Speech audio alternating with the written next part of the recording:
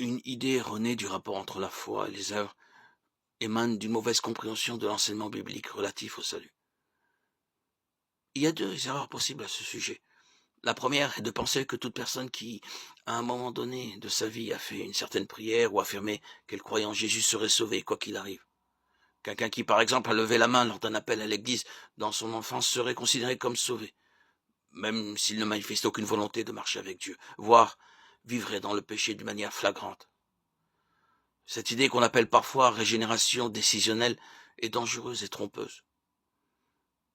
L'idée que nous sommes sauvés par une simple confession de foi, quand bien même nous vivrions dans le péché par la suite, implique l'existence d'une nouvelle catégorie de croyants, les croyants charnels. Elle offre aussi une bonne excuse pour toutes sortes de péchés. On peut vivre dans l'adultère, le mensonge ou encore braquer une banque sans jamais se repentir et pourtant être sauvé. C'est juste qu'on est charnel. Jacques II montre pourtant qu'une profession de foi qui n'est pas suivie d'une vie d'obéissance à Christ est le signe d'une foi morte, incapable de nous sauver.